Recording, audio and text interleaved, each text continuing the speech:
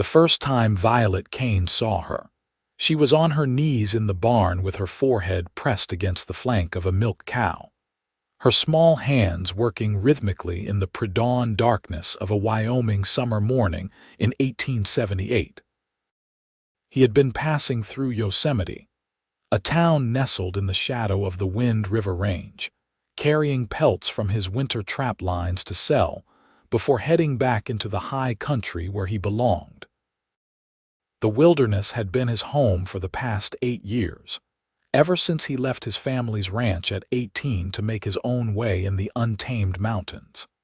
Now, at 26, his body had been carved into pure muscle and sinew by the harsh demands of mountain living. His dark hair fell past his shoulders, usually tied back with a leather cord, and his hands were calloused from years of hard work.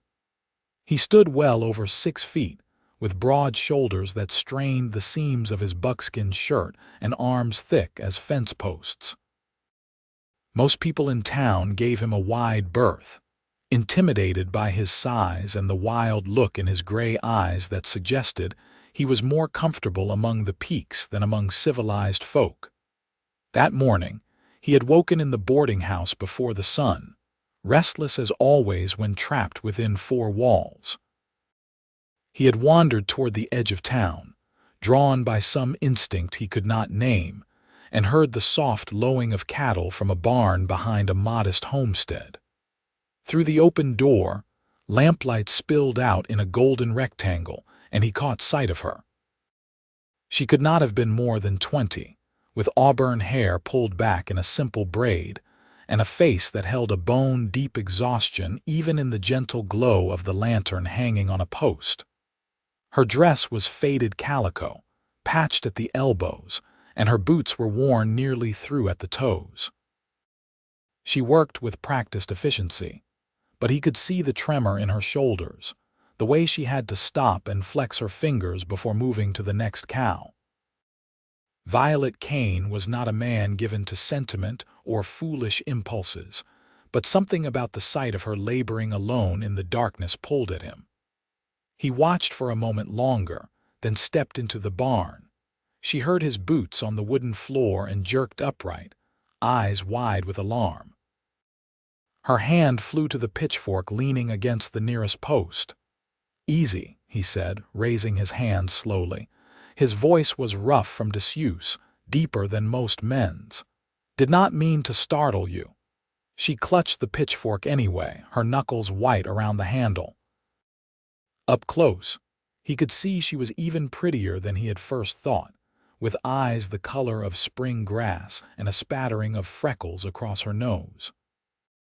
But those eyes were wary, and he realized how he must look to her, a strange mountain man appearing out of the darkness like something from a cautionary tale. "Who are you?" she demanded. Her voice was steady despite her obvious fear.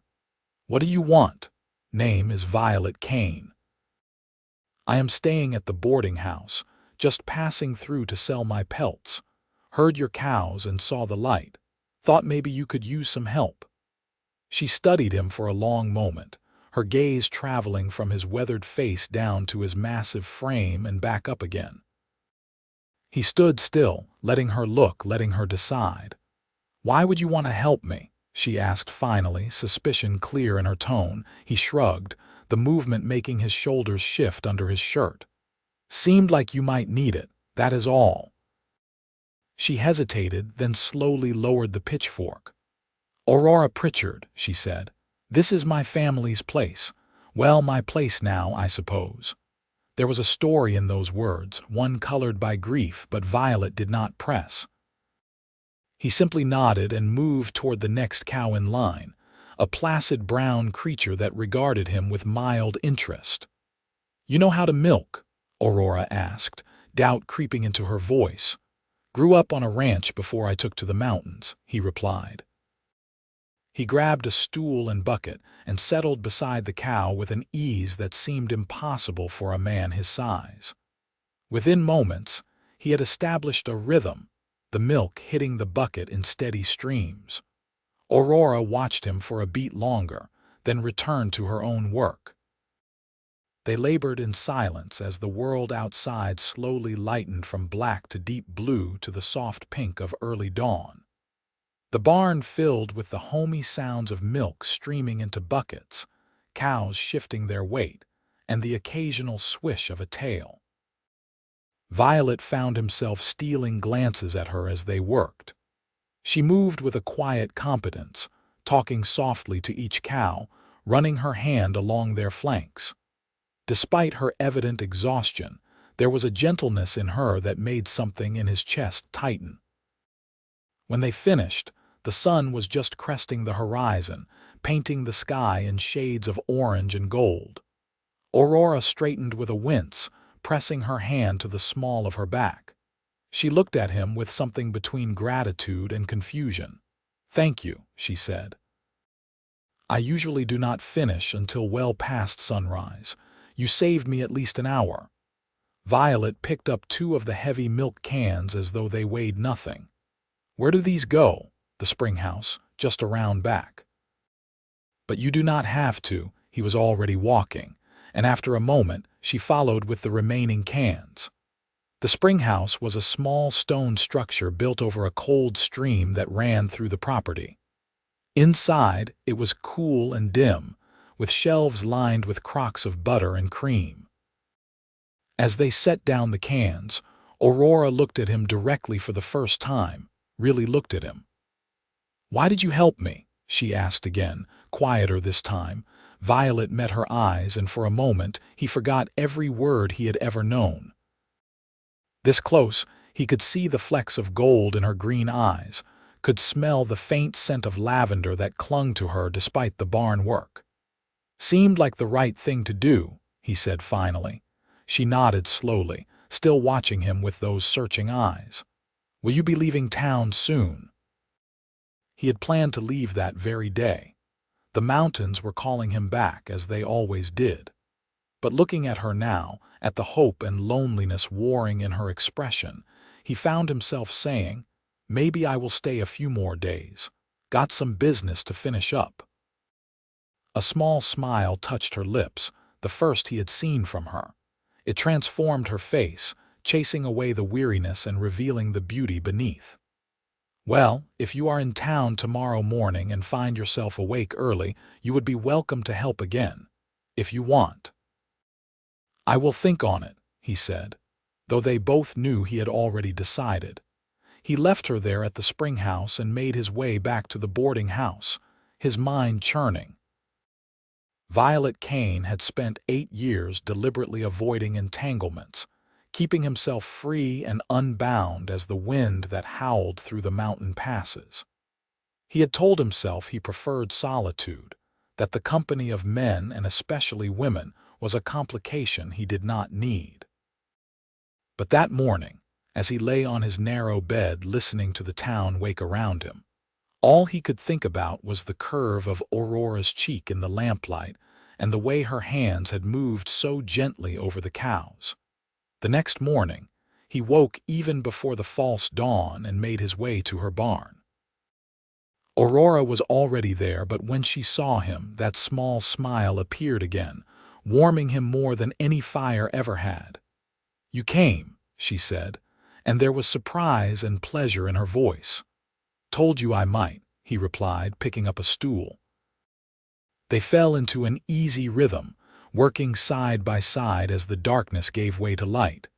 This time, Aurora talked as they milked, her voice soft and musical in the quiet barn. "My father bought this place 5 years ago," she told him. He had dreams of building a proper dairy, selling milk and butter and cheese to the miners up in the mountains and the ranches around here. He was a good man, a hard worker. She paused, her hand stilling for a moment. "He died last winter, pneumonia. My mother had passed when I was young, so it is just me now." Violet felt a surge of protectiveness so strong it nearly startled him. "You've been running this place alone since winter," she nodded, not looking at him. "I am managing, barely. The cows need milking twice a day, and I have been trying to keep up with the butter and cheese orders, but there are only so many hours in the day. I have been having to wake earlier and earlier just to get the morning milking done in time to deliver to the mercantile before they open." "That is why you are out here before dawn," he said, understanding flooding through him. "That is why," she confirmed. She glanced at him then, and he saw the vulnerability in her expression. "I am trying to hold onto this place, trying to make my father's dream work, but I am so tired, Violet. I am so tired." The way she said his name, soft and almost tender, made his heart pound. He wanted to gather her into his arms, to promise her she would never have to be tired or scared or alone again. But he barely knew her, and she barely knew him, so he simply said, "Then I will keep helping. For as long as I am here." She searched his face, looking for something, and whatever she found there made her smile grow. "Thank you," she whispered. The days began to blur together in the most wonderful way. Violet found reasons to stay in Yosemite, putting off his return to the mountains. He sold his pelts and took odd jobs around town, repairing fences and chopping wood, anything to earn enough to keep paying for his room at the boarding house. But the real reason he stayed, the thing that got him out of bed each morning while the stars still shone overhead, was Aurora. Every dawn, he met her in the barn. They worked together in companionable silence or with quiet conversation, and each day he learned more about her. She loved reading, though she rarely had time for it anymore. She had wanted to be a teacher once, before her father's death made that dream impossible. She was 21, had never been courted seriously, and claimed to prefer the company of her cows to most people. "They are honest creatures," she told him one morning as they walked back from the spring house. "They do not lie or cheat or try to take advantage. They just are what they are." "Sounds like you have met some bad folks," Violet observed. She looked away, but not before he caught the flash of pain in her eyes. "After my father died, there were men who thought I could not handle this place alone. They were right in a way, but they did not offer to help. They offered to buy the land for a fraction of what it is worth. When I refused, some of them got mean about it, said I was foolish and stubborn, said I would lose everything anyway, so I might as well sell to them while I could get something for it." Violet felt anger kindle in his gut, hot and fierce. "Anyone threaten you?" "Nothing I could not handle," she said, lifting her chin. But he heard the uncertainty beneath her bravado. "If anyone gives you trouble, you tell me," he said, his voice dropping to something almost dangerous. "I will handle it." Aurora looked up at him, her eyes wide.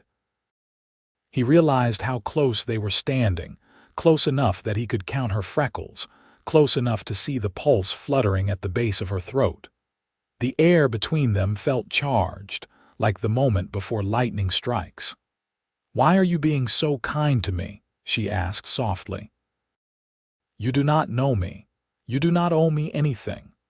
Violet reached out slowly, giving her time to pull away, and brushed a strand of hair from her face. His rough fingertips grazed her cheek, and she drew in a sharp breath.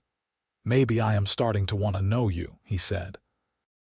"Maybe I am starting to think there might be a reason I came through Yosemite when I did." Her lips parted, and for a wild moment, he thought about kissing her right there in the early morning light. But he held back, not wanting to rush her, not wanting to do anything that might make her uncomfortable. She swayed toward him slightly, as though drawn by the same invisible force that pulled at him. "I am glad you came," she whispered. "I am so glad." They stood there for a long moment, the world narrowing to just the two of them, before Aurora finally stepped back with a shaky laugh. "I should get the milk to the mercantile. Mrs. Henderson gets cross if I am late." "I will come with you," Violet offered. He had taken to accompanying her on these morning deliveries, carrying the heavy cans and glowering at anyone who looked at her wrong. The townspeople had started giving them a wide berth, though he occasionally caught speculative looks and whispered conversations. "At the mercantile, Mrs. Henderson was already unlocking the door.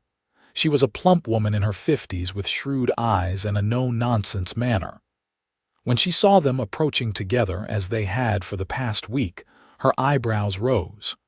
"Good morning, Miss Pritchard, Mr. Kane," she said, taking the milk cans from Violet. "You two have been quite the pair lately. Folks are talking, you know."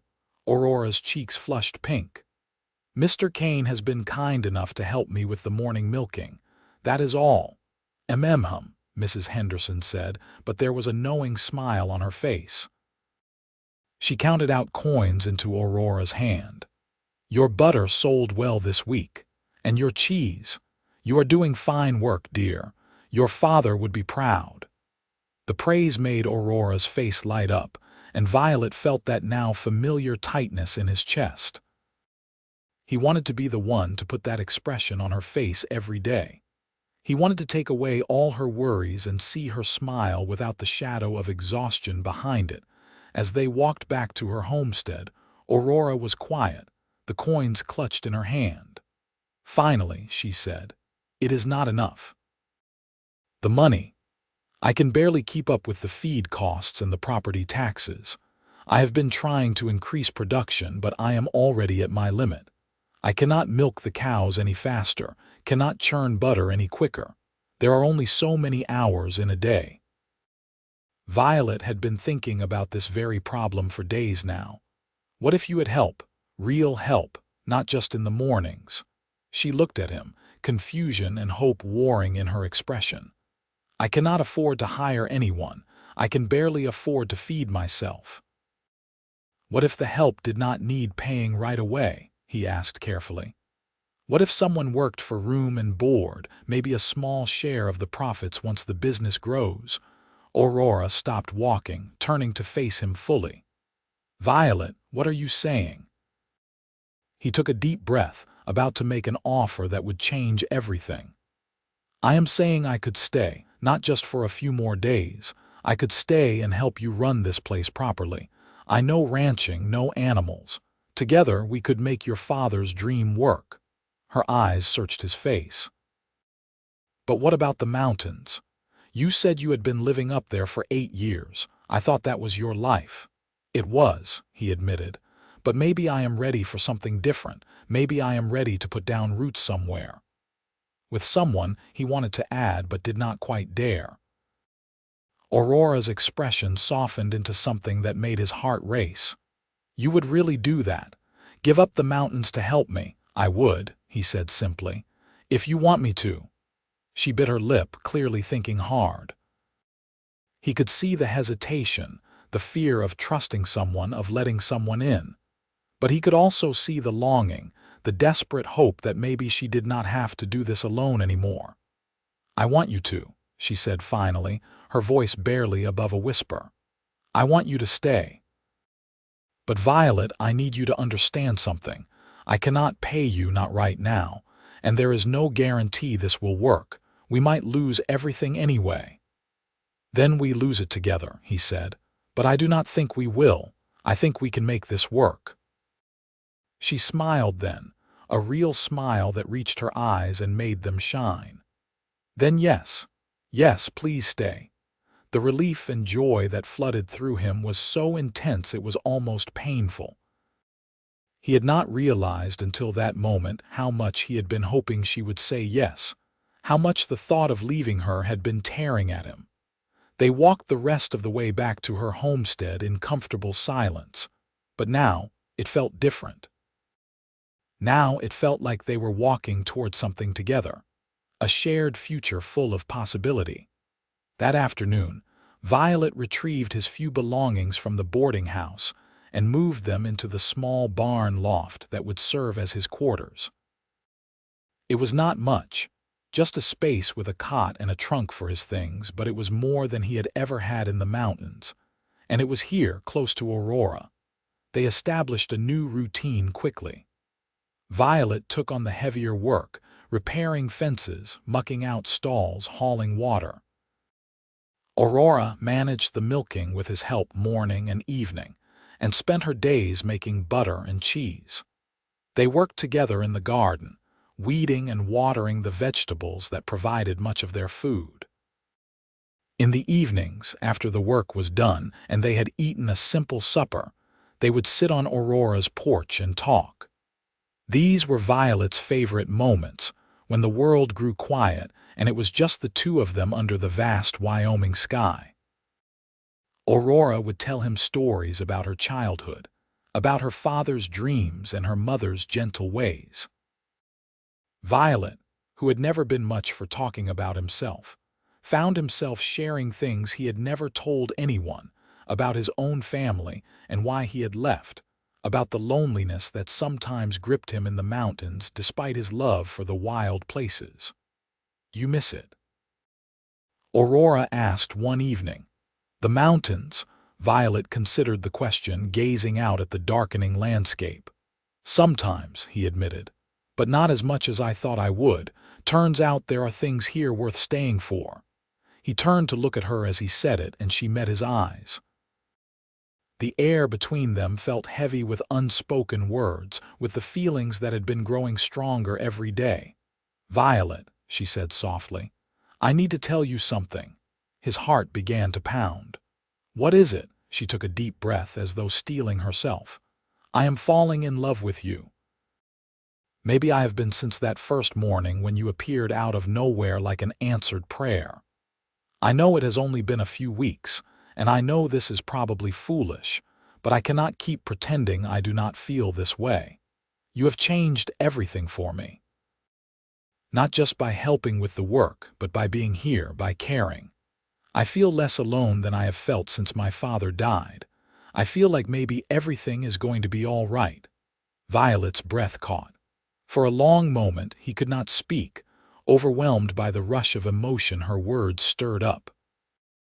Then he reached out and took her hand, engulfing her small, work-roughened fingers in his much larger ones. "Aurora," he said, his voice rough with feeling. "I am in love with you too. Have been for a while now, I think. Maybe since I saw you in that barn, working so hard all alone. You are the strongest, bravest woman I have ever met. And you are beautiful and kind, and every morning when I wake up, the first thing I think about is seeing you. I came to Yosemite by chance, but I am staying because of you, because I cannot imagine being anywhere else." Tears shone in her eyes, but she was smiling. "Really? You really feel that way, really?" he confirmed. Then slowly he lifted his free hand and cupped her cheek. She leaned into his touch, her eyes fluttering closed for a moment. When she opened them again, they were full of trust and love, and everything he had never known he wanted until now. He leaned in, giving her every chance to pull away, but she did not. She met him halfway, and when their lips finally touched, it was like coming home. The kiss was gentle at first, tentative, but it quickly deepened into something more passionate. Her hands came up to grip his shoulders, feeling the solid muscle there, and he wrapped his arms around her, pulling her close against his broad chest. When they finally broke apart, both breathing hard, Aurora laughed breathlessly. "I have wanted you to do that for days," she admitted. "Should have done it sooner," he said, pressing his forehead to hers. "Should have told you how I felt sooner." "We have time now," she said. "We have all the time in the world." That night, Violet walked back to the barn loft feeling like his feet barely touched the ground. He lay on his cot looking up at the rough wooden beams and could not stop smiling. For the first time in his adult life, he felt like he was exactly where he was supposed to be. The next morning, they were both up even earlier than usual, eager to see each other.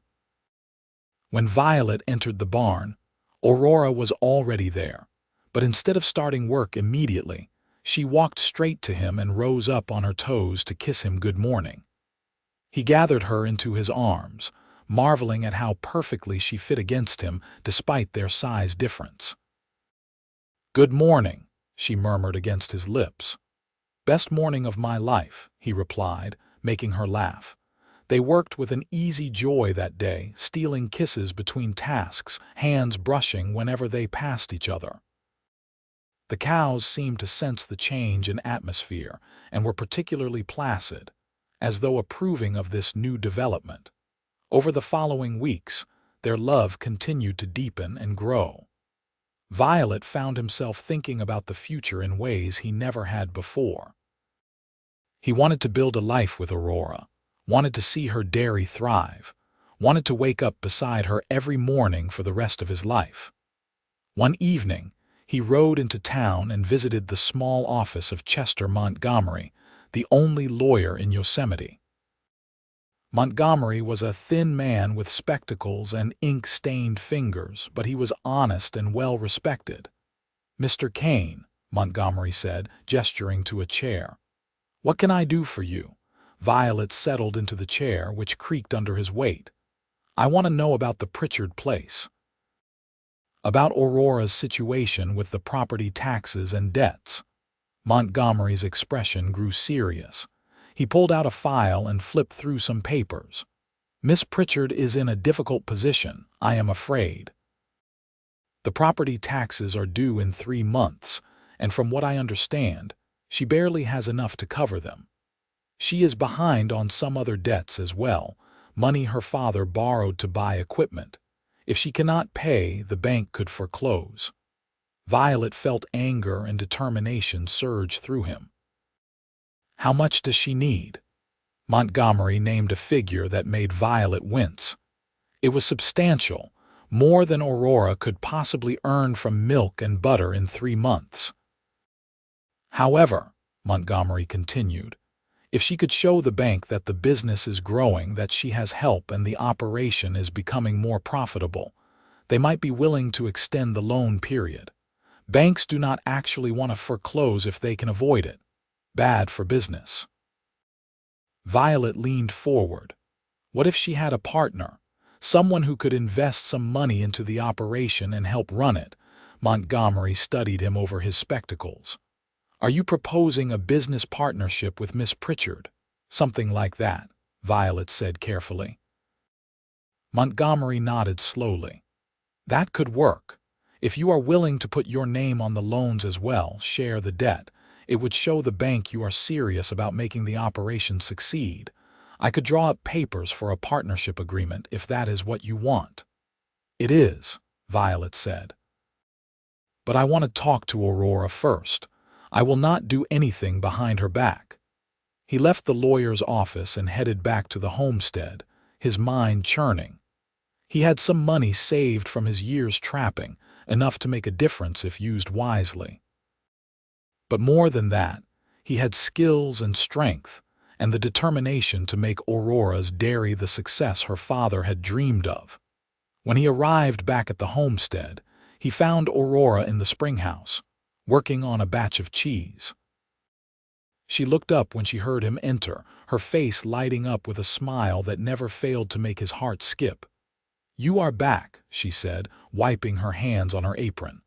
"I was starting to wonder." "Had some business in town," he said. "Aurora, we need to talk." Her smile faded slightly, replaced by concern. "That sounds serious. Is everything all right?" "Everything is fine," he assured her quickly. "But I learned something today, and I need to talk to you about it honestly." They went outside and sat on the edge of the horse trough, the afternoon sun warm on their faces. Violet took her hand and said, "I went to see Chester Montgomery, the lawyer. I asked him about your situation here, about the debts and the property taxes." Aurora pulled her hand away, her expression closing off. "You had no right to do that. That is my business." "I know," he said gently. "And I am sorry if I overstepped. But Aurora, I love you. Your problems are my problems now. I want to help, but I needed to understand what we are dealing with." She looked away, her jaw tight. "I suppose he told you how bad it is, how I am barely keeping my head above water." "He told me you have 3 months until the taxes are due," Violet confirmed.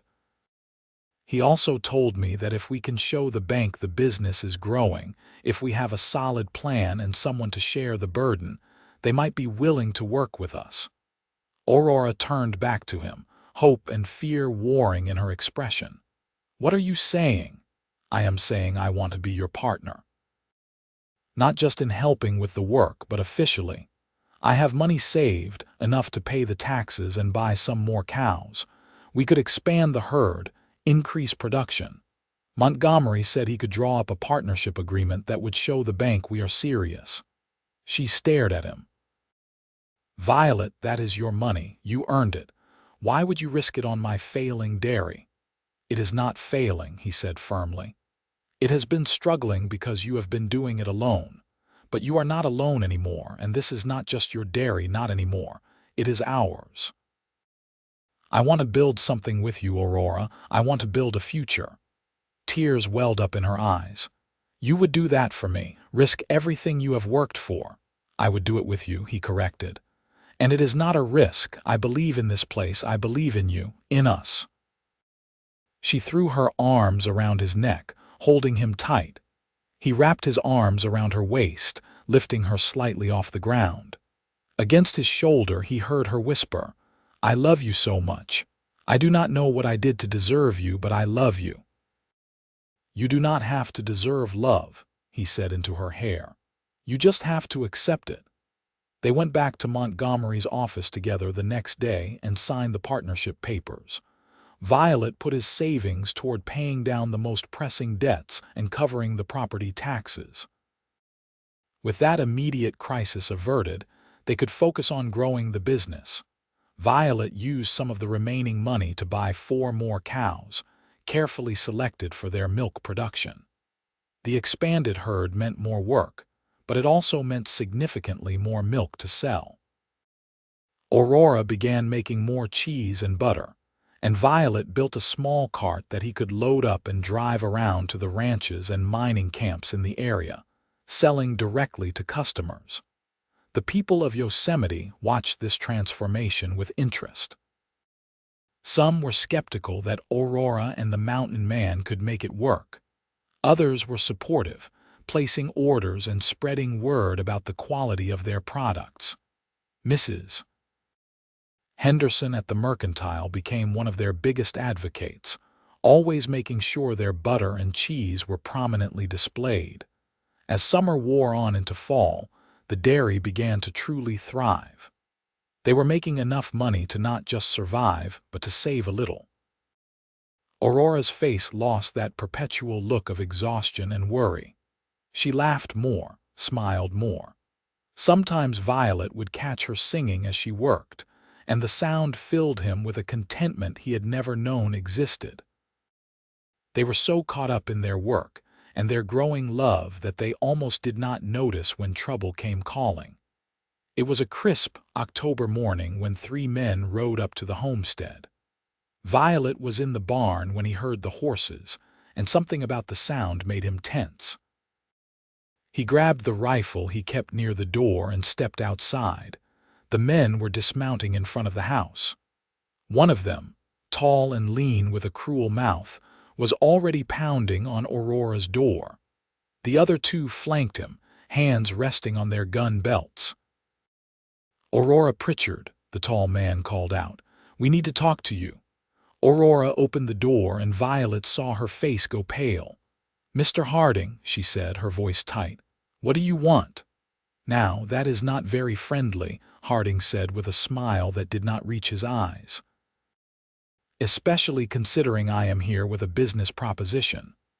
"I've told you before, I am not selling," Aurora said. Violet moved closer, the rifle held loosely but ready. All 3 men turned to look at him, their expressions hardening. "Who is this?" Harding demanded. "My partner," Aurora said, lifting her chin.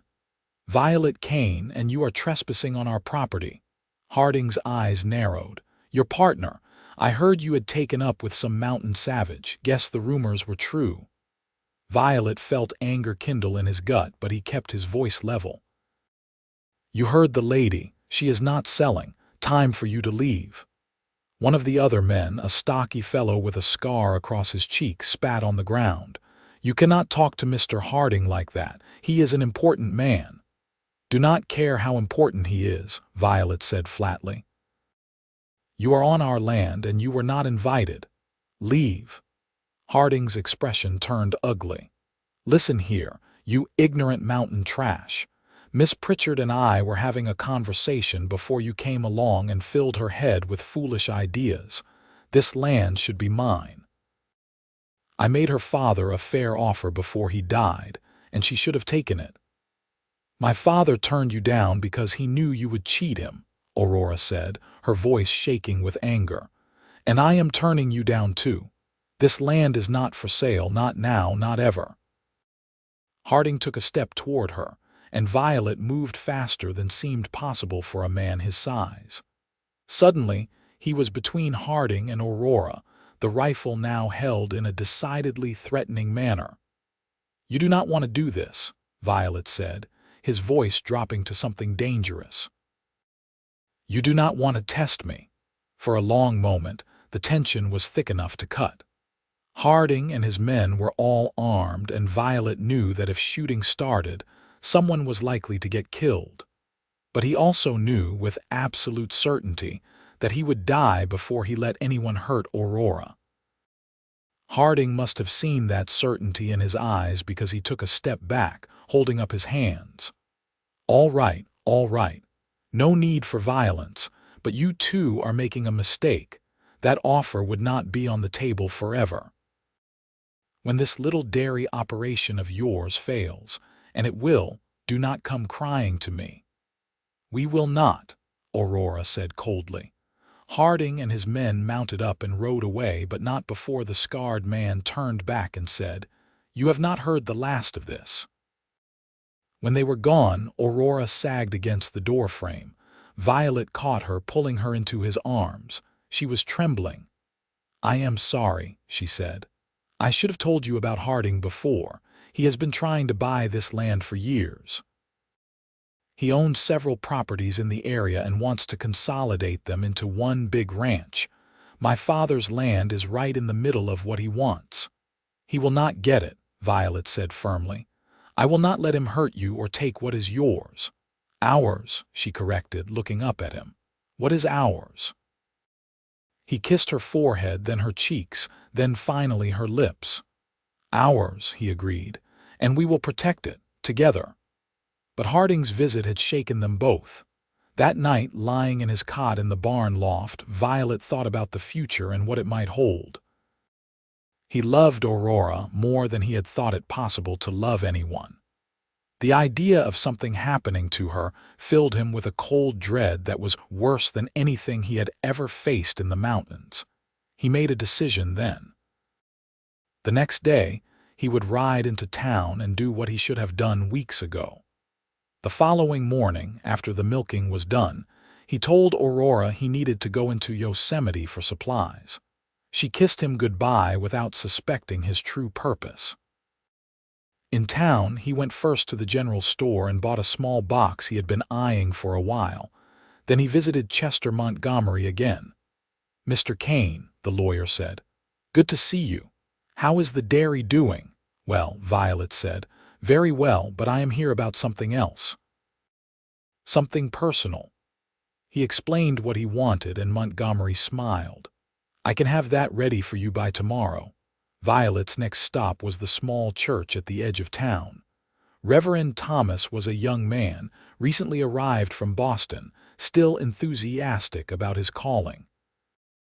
He was in the church garden when Violet found him, tending to the late-season vegetables. "Mr. Kane," the Reverend said, straightening up and wiping dirt from his hands. "What can I do for you?"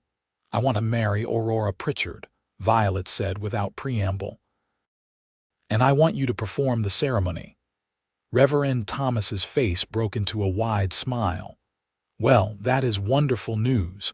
Have you spoken to Miss Pritchard about this?" "Not yet," Violet admitted. "I wanted to make sure everything was in order first. I am going to ask her tonight." "I would be honored to marry you too," the Reverend said. "Miss Pritchard is a fine woman, and from what I have seen, you are good for each other. Just come see me once she says yes, and we will set a date." That evening, Violet could barely concentrate on his work. His mind kept drifting to the small box in his pocket and the words he had been rehearsing all day.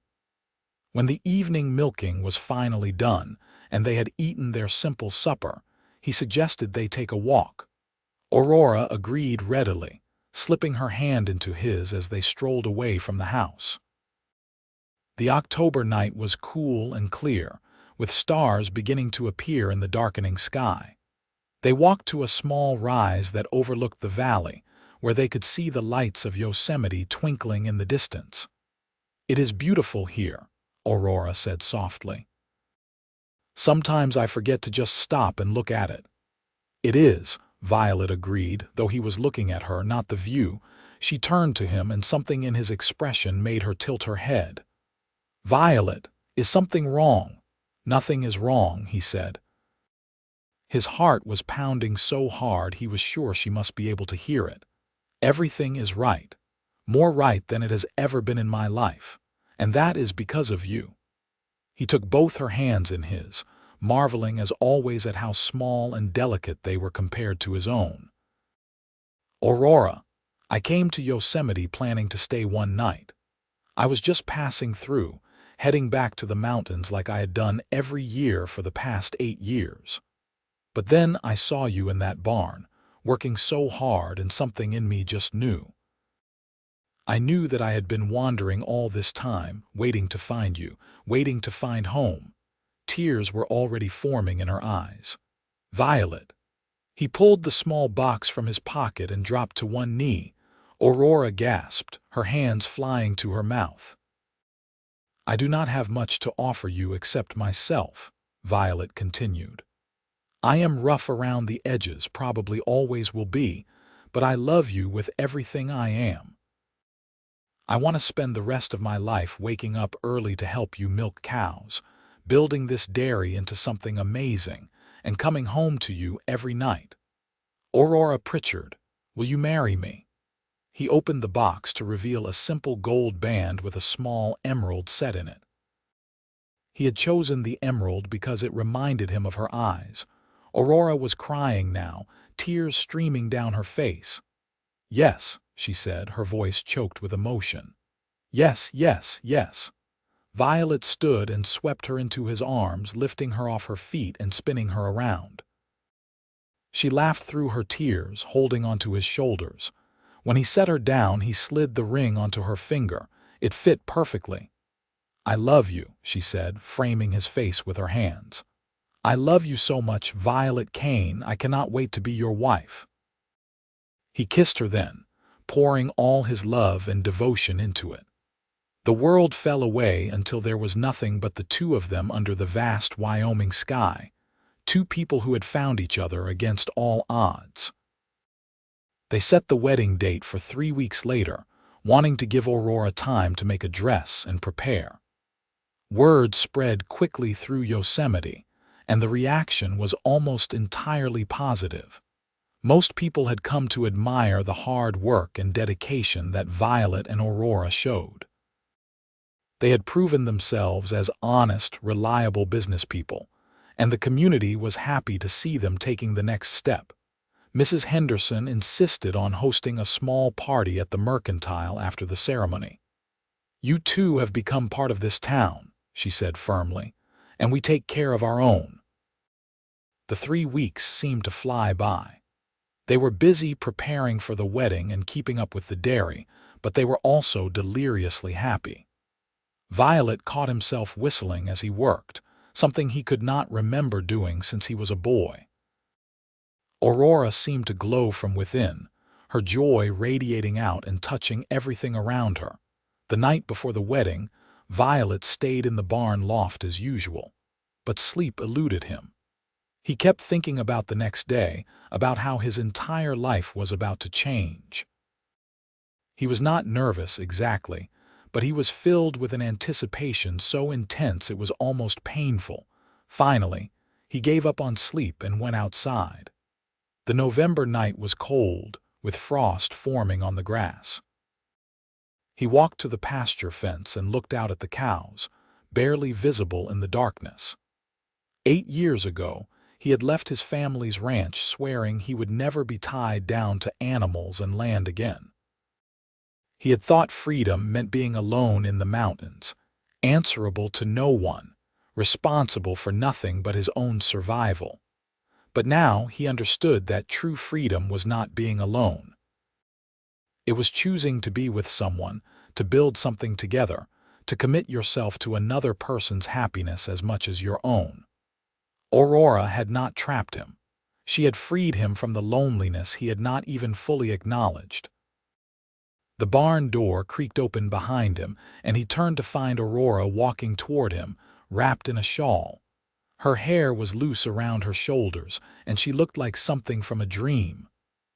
"I could not sleep," she said when she reached him. "Tomorrow feels so far away." "I know what you mean," he said, pulling her close. She snuggled against his chest, and he wrapped his arms around her, trying to shield her from the cold. "My father would have liked you," she said after a moment. "He would have been so happy to see what we have built together, to know I am not alone anymore." "I wish I could have met him," Violet said honestly, "to thank him for raising such an incredible daughter." They stood there in the cold darkness, holding each other until finally Aurora pulled back. "I should try to get some sleep. Tomorrow is a big day." "Tomorrow is the best day," Violet corrected, kissing her forehead. "Sleep well, my love. The next time we talk, you will be my wife." The wedding took place at noon in the little church. Aurora wore a dress she had made from fabric Mrs. Henderson had given her as a gift, a soft blue that brought out her eyes. She had woven wildflowers into her hair, and Violet thought she was the most beautiful thing he had ever seen. He stood at the altar in his best clothes, which were still just clean buckskins and a new shirt, but Aurora had assured him he looked perfect. His hands were shaking slightly as he watched her walk down the aisle toward him. The ceremony was simple but heartfelt. Reverend Thomas spoke about love and commitment, about two people becoming one. When it came time for the vows, Violet's voice was steady and sure. "I, Violet Kane, take you, Aurora Pritchard, to be my wife. I promise to love you, protect you, and stand by your side through whatever comes. I promise to wake up early every morning to help you milk the cows, and to build a life with you that would make your father proud. I promise to love you until my last breath."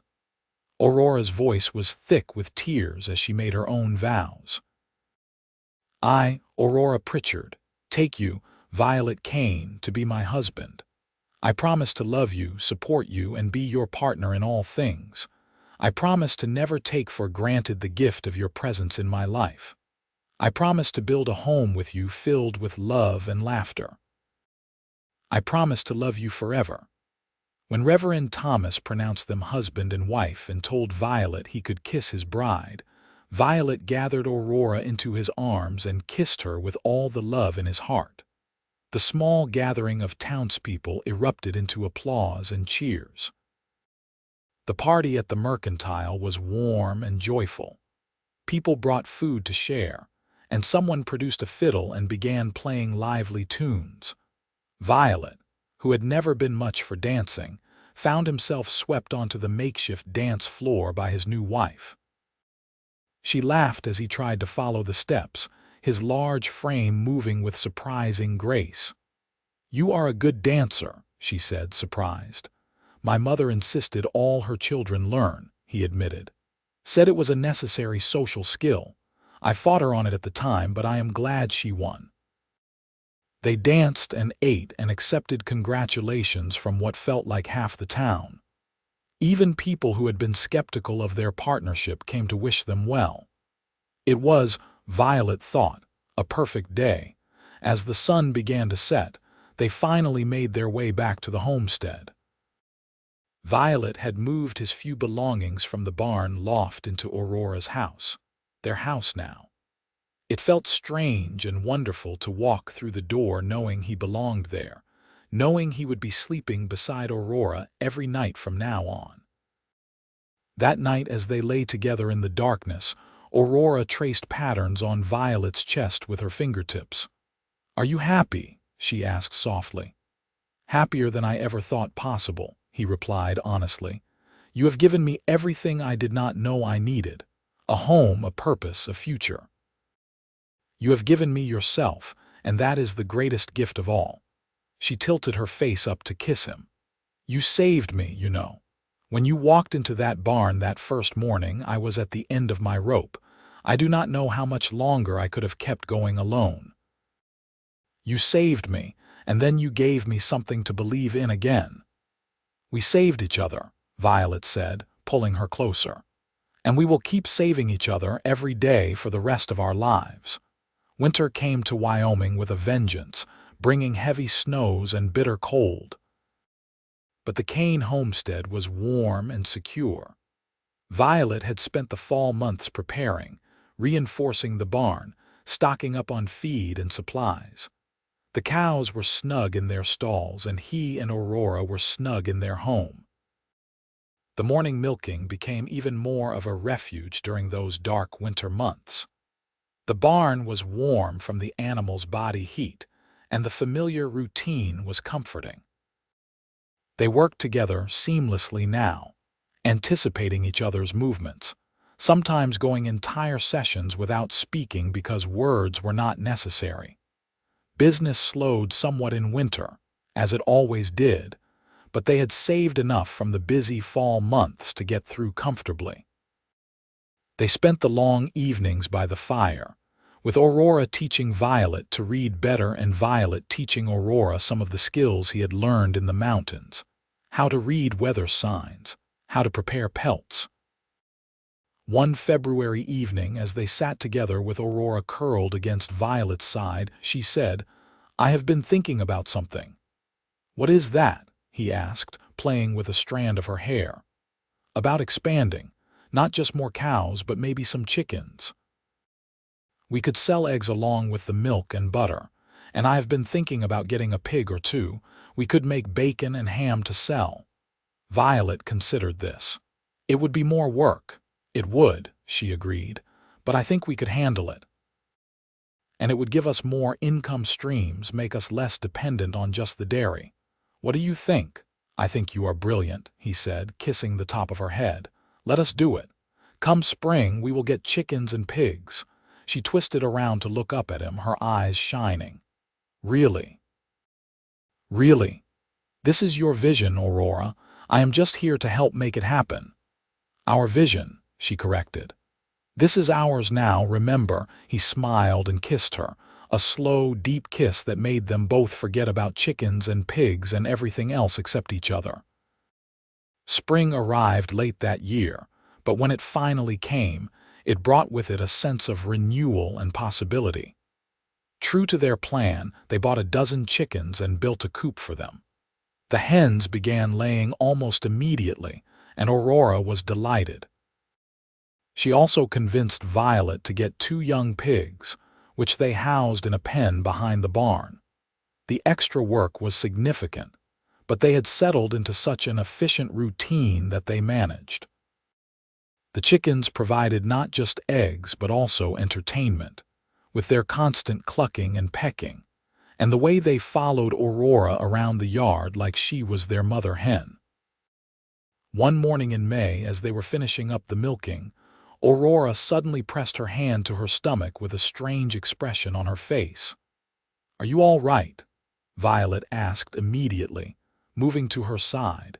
She looked up at him, and there was something in her eyes that made his heart skip. "Violet, I think I am with child." For a moment he could not process the words. Then understanding flooded through him, bringing with it a joy so intense he thought he might burst. "You are sure?" "Pretty sure," she said, a smile spreading across her face. "I have missed my monthly courses twice now, and this morning I felt, I do not know, different. I think we are going to have a baby." Violet let out a whoop of joy and swept her into his arms, spinning her around just as he had the night he proposed. She laughed, holding onto his shoulders. "We are going to be parents," he said, setting her down gently. "We are going to have a family." "We are," she confirmed, and now she was crying happy tears. "Oh, Violet, are you happy about this?" "Happy." He cupped her face in his hands, looking deep into her eyes. "Aurora, I am more than happy. I am overjoyed. A baby, our baby. It is more than I ever dreamed of." They spent the rest of that day in a daze of happiness, barely able to concentrate on their work. That evening they walked to their favorite spot on the rise overlooking the valley, and Violet placed his hand gently on Aurora's still flat stomach. "Hello in there," he said softly. "I am your father. I cannot wait to meet you." Aurora covered his hand with hers, and they stood there as the sun set, thinking about the future and the new life that would soon join them. The pregnancy progressed smoothly, though Aurora did suffer from morning sickness for the first few months. Violet took on even more of the heavy work, insisting that she rest whenever possible. Aurora, being Aurora, ignored him most of the time and kept working. But he noticed she was careful to pace herself, to sit down when she grew tired, to let him lift the heavy things. As her belly swelled with their growing child, Violet found himself even more protective than usual. He barely let her out of his sight, and any time someone new came to the homestead, he was immediately on alert. Aurora teased him about it, calling him her gentle giant, but he could see she appreciated his concern. Mrs. Henderson proved to be a valuable source of information and support. She had birthed 4 children of her own and was more than happy to advise Aurora on what to expect. She also organized the women of the town to put together baby clothes and blankets, a gesture that moved Aurora to tears. Summer turned to fall, and Aurora's belly grew round and full. Violet spent his evenings talking to the baby, his big hand resting on Aurora's stomach, feeling the kicks and rolls of their active child. Each movement filled him with wonder and a fierce protectiveness. "You are going to be such a good father," Aurora told him one night as they lay in bed. "This baby is so lucky to have you." "I am the lucky one," Violet said. "You have given me more than I ever thought I would have. A home, a family, a reason to wake up every morning besides survival. You have given me a life, Aurora." On a crisp November morning, almost exactly a year after their wedding, Aurora woke Violet with a hand on his shoulder. Her face was calm but serious. "It is time," she said simply. Violet was out of bed in an instant, his heart racing. He had been preparing for this moment, had the list of things to do memorized. He helped Aurora into a clean nightgown, then rode into town at a gallop to fetch Mrs. Henderson and Doc Martin, the town physician. By the time he got back with them, Aurora was in bed, breathing through contractions. Mrs. Henderson took charge immediately, sending Violet to boil water and gather clean linens. Doc Martin examined Aurora and pronounced that everything looked normal. The baby was positioned correctly and should come soon. The labor lasted through the day and into the evening. Violet paced in the main room, useless and anxious, listening to Aurora's occasional cries from the bedroom. Every instinct screamed at him to go to her, to protect her from this pain, but Mrs. Henderson had firmly told him to stay out unless called for. Finally, as the sun was setting, he heard a new sound. A baby's cry, thin and indignant. His knees nearly gave out with relief. A moment later, Mrs. Henderson appeared at the bedroom door holding a small bundle. "Congratulations, Mr. Kane," she said with a warm smile. "You have a healthy son." A son. Violet moved on shaking legs to peer at the tiny face peeking out from the blanket. The baby had stopped crying and was looking around with unfocused dark eyes. He had a shock of dark hair and tiny, perfect features. "Aurora?" Violet asked. "Is tired but fine," Mrs. Henderson assured him. "She wants to see you." Violet entered the bedroom to find Aurora propped up on pillows, looking exhausted but radiant. Her face lit up when she saw him. "Come meet your son," she said softly. He approached the bed and carefully took the baby from Mrs. Henderson. The infant was so small in his big hands, so fragile. Fear and love washed over him in equal measure. "He is perfect," Violet said, his voice rough with emotion. "You did so well, Aurora, you were so brave." "We should name him," she said. "I was thinking Vincent, if you like it, after his father." Violet felt tears prick his eyes. "Vincent Kane, I like it. I like it very much." Little Vincent Kane was a good baby, healthy and strong. He had inherited his father's dark hair and his mother's green eyes, and from the start, he had a curious nature that kept them both entertained and exhausted. Violet fell completely in love with his son, often found holding him for hours, just watching him sleep or looking around. The first time Vincent smiled at him, Violet felt his heart might burst. The first time the baby gripped his finger in a tiny fist, he was overcome with the responsibility and joy of fatherhood. This was his son, his and Aurora's, a living symbol of their love. Life settled into a new rhythm. The morning milking now had to accommodate a baby, so Aurora would bring Vincent out to the barn in a basket, where he would sleep or watch them work. As he grew, Vincent became part of the routine, playing in the hay while his parents worked. Mrs. Henderson and the other town women delighted in having a baby to fuss over. They would stop by with gifts and advice, and Vincent charmed them all with his ready smiles and happy nature.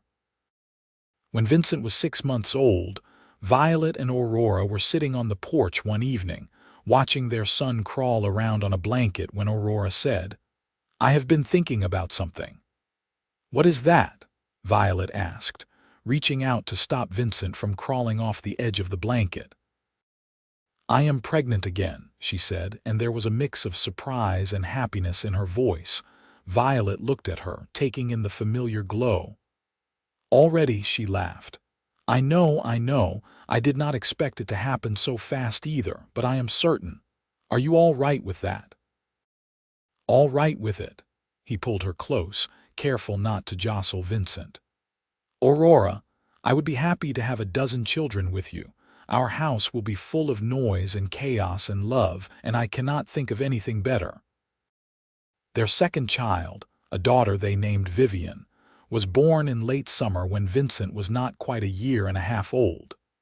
She came into the world screaming her displeasure at the hot August day, and from the start, she had a personality as fierce as her father's and as loving as her mother's. With 2 young children, the homestead became even busier. Violet hired a local teenage boy to help with some of the daily chores, giving him and Aurora a bit more breathing room. The dairy was thriving, the egg and pork business had taken off, and they were finally at a point where they were not just surviving but prospering. Vincent grew into a sturdy little boy who followed his father everywhere, chattering constantly and asking a million questions. Vivian was more reserved but had a stubborn streak a mile wide. Watching them grow and play filled Violet with a contentment so deep, it sometimes took his breath away. One morning, when Vincent was 4 and Vivian was 3, Violet was teaching his son how to help with the milking. The boy was too small to actually milk, but he was learning how to gentle the cows, how to approach them calmly and talk to them softly.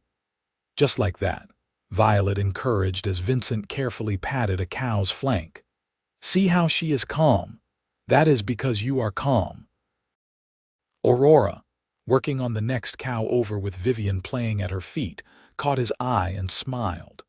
It was a smile full of love and pride and shared history.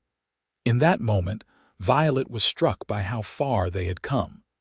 5 years ago, he had been a lonely mountain man with no ties and no real home. Now he was a husband and father, a successful rancher, a man with roots that went deep into this Wyoming soil. After the milking was done and the children were eating breakfast inside, Violet and Aurora stood together in the barn, taking a rare quiet moment. "Do you ever miss it?" Aurora asked. "The mountains, the solitude," Violet thought about it, really thought about it. Sometimes I miss the simplicity of it, he admitted, but I do not miss the loneliness, and I would not trade what we have for anything. This is my life now, you, the children, this place. This is where I belong. She leaned into him, and he wrapped his arms around her. I am glad you found me that morning, she said softly. I am glad you decided to help me milk the cows. Best decision I ever made, he said. Well, that and asking you to marry me, she laughed. I think they were both pretty good decisions. They stood there for a moment longer, holding each other in the quiet barn, before the sound of Vivian calling for her mother pulled them back to the present. Aurora kissed him quickly and hurried toward the house. Violet followed more slowly, pausing in the doorway to look at the scene before him. His wife was wiping jam off Vivian's face while Vincent chattered about wanting to learn to ride a horse.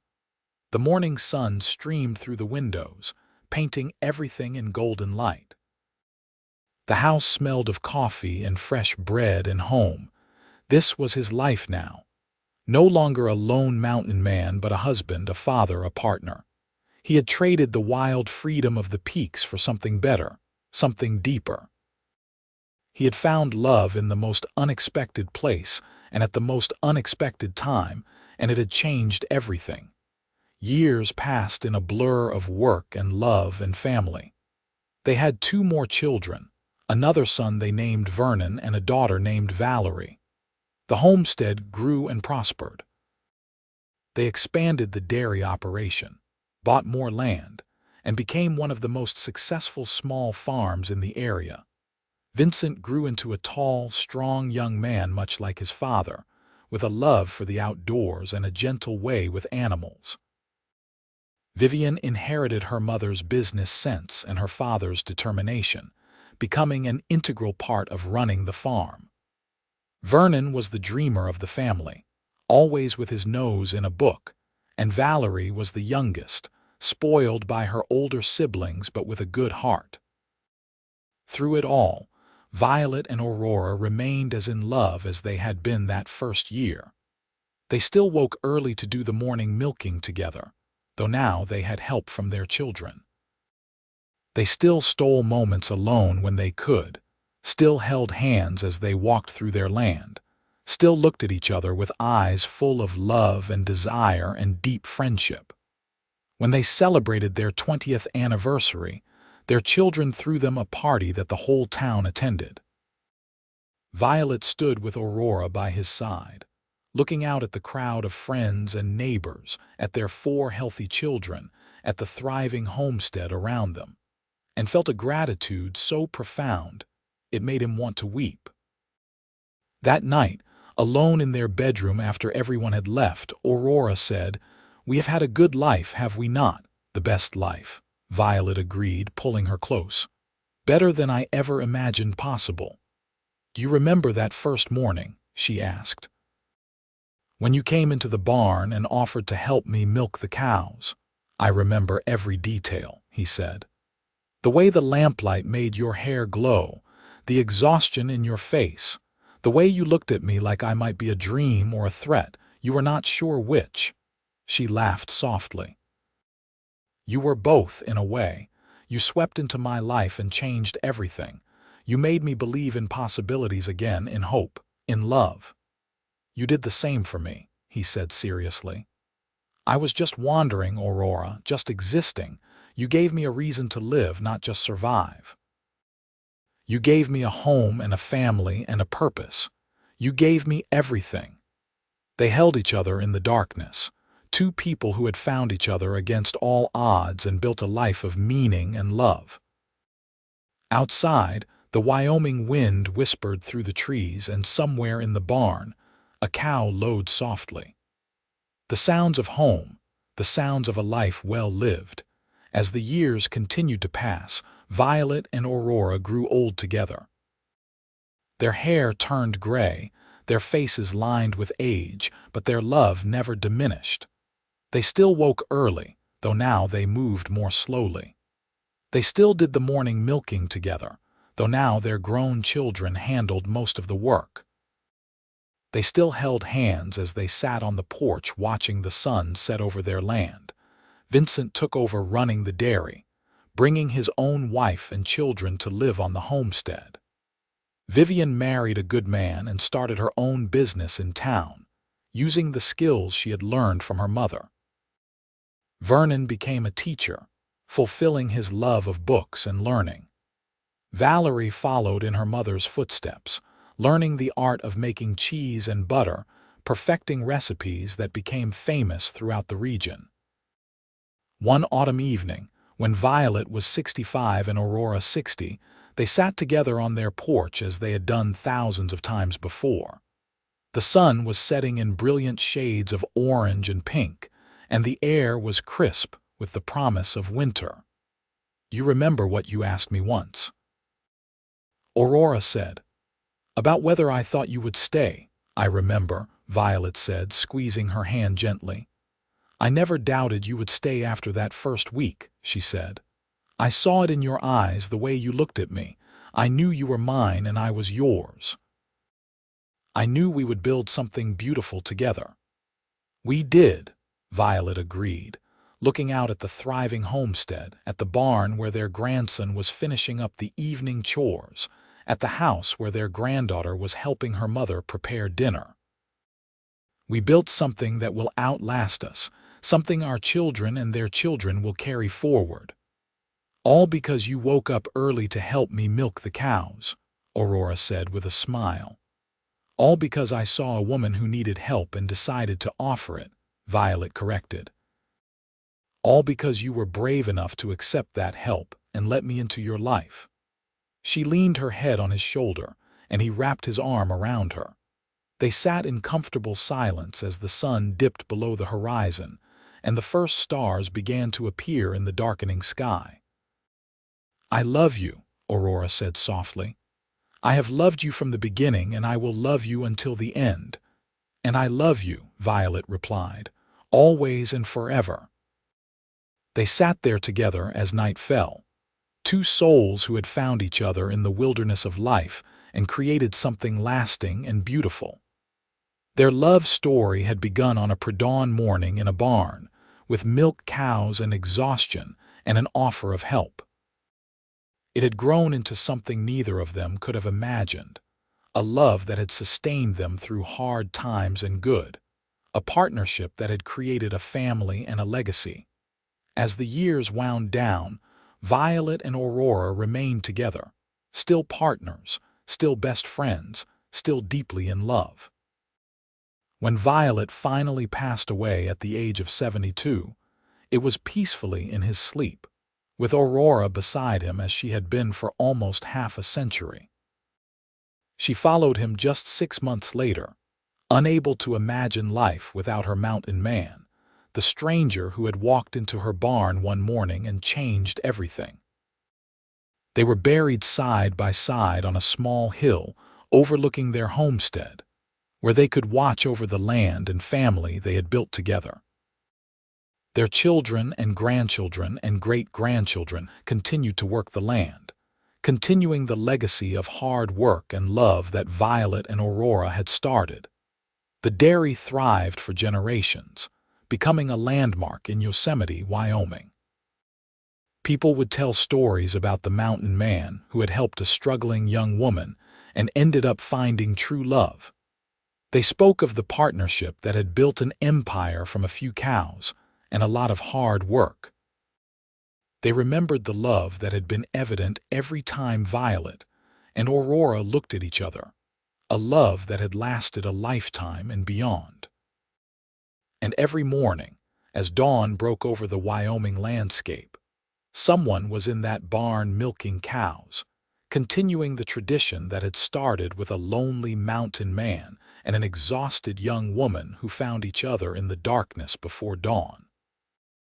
The barn itself became almost sacred to the family, the place where their love story had truly begun, where Violet had first offered to help and Aurora had first dared to hope. Vincent Kane, their oldest son, lived to be 85 and never tired of telling his children and grandchildren about his parents. about how his father had been the strongest, kindest man he had ever known, how his mother had been fierce and loving and the backbone of their family. He told them about the early mornings when he would watch his parents work together in perfect harmony, the way they moved around each other like dancers, the soft words and gentle touches that showed their love even in the midst of hard labor. "Your grandmother saved your grandfather from a lonely life in the mountains," he would say. "And your grandfather saved your grandmother from losing everything she held dear. But really, they saved each other. They found each other when they both needed it most, and they built something beautiful out of that meeting. That is what true love is. Not just romance and passion, though they had plenty of that, but partnership, friendship, choosing each other every single day." The Kane homestead continued to prosper, growing with each generation but never losing sight of its roots. The dairy that Aurora had worked so hard to save became a thriving business. The cheese and butter that bore the Kane name became known for their quality throughout Wyoming and beyond. The land that Harding had tried to steal remained in the family, carefully tended and loved, a testament to the power of hard work and determination. But more than the business success, more than the material legacy, what Violet and Aurora left behind was a family built on love and respect. Their children grew up seeing what a true partnership looked like, what it meant to support each other through hard times, to celebrate together in good times, to never give up on each other. Those lessons passed down through the generations, creating a family that was close-knit and loving, that valued hard work and integrity and kindness. On the anniversary of Violet and Aurora's deaths, the family would gather at their graveside. They would bring flowers, usually the wildflowers that Aurora had loved, and they would tell stories. The older generations would share memories of the couple, ensuring that their great-great-grandchildren knew about the mountain man who had found love in a barn and the strong woman who had accepted his help and given him her heart in return. The barn where it all started was carefully maintained, almost a shrine to the family's origins. Inside, on the wall, hung a simple wooden sign that Vincent had carved years ago. It read, "It started with helping milk the cows. It became a lifetime of love. Violet and Aurora Kane." Young couples in the family would sometimes go there, to the barn where their ancestors had fallen in love, seeking the same kind of enduring partnership that Violet and Aurora had found. They would stand in the quiet space, imagining that pre-dawn morning when a rough mountain man had offered his strength to a struggling woman and changed both their lives forever. The story of Violet and Aurora became part of Yosemite's history as well. The town grew and changed over the years, but the Kane homestead remained, a landmark and a reminder of the early days. School children learned about the dairy and the couple who had built it. The church where Violet and Aurora had married became a popular spot for weddings, with couples hoping to capture some of the magic that had blessed that union so long ago. Mrs. Henderson's mercantile, where they had held their wedding party, remained in the Henderson family for 3 generations. On the wall, they kept a photograph of Violet and Aurora taken on their 15th anniversary. In it, Violet stood tall and broad-shouldered even in middle age, his arm around a smiling Aurora, and their love was evident in every line of their bodies, in the way they leaned toward each other. The legacy of that first morning, when Violet Kane had heard the sound of milk hitting a bucket and followed it to find his destiny, echoed through time. It reminded people that love could be found in the most unexpected places, that sometimes the greatest adventures began with a simple act of kindness, that 2 people who chose each other and worked together could build something that would last far beyond their own lifetimes. And so the story continued, generation after generation, of the mountain man who had woken early to help her finish the milking and ended up finding a home, a family, and a love that would transcend death itself.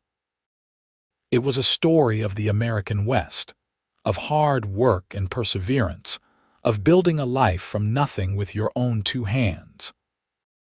But more than that, it was a story of love in its truest, most enduring form, a love that had started in the darkness before dawn and had never dimmed, not through all the years and challenges and changes that life brought.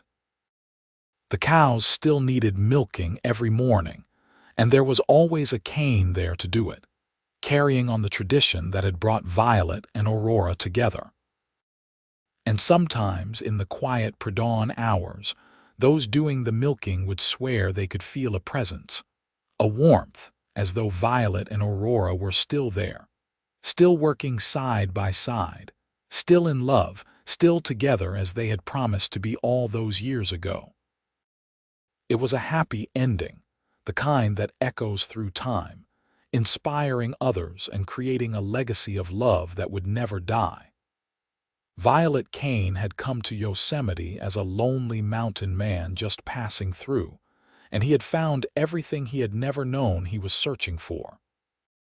Aurora Pritchard had been struggling alone, exhausted and nearly defeated, and she had found a partner who would stand beside her through everything. Together, they had built a life, a family, and a love story that would be told for generations, all because he had heard her milking cows before dawn and decided to help her finish. It was proof that sometimes the smallest decisions lead to the biggest changes, that love can be found when we least expect it, and that a life built on partnership, respect, and genuine affection can create ripples that spread far beyond our own time on Earth. And in the end, what more could anyone ask for than to be remembered for loving well and being loved in return, for building something lasting, for making the world a little better by the presence of their love in it?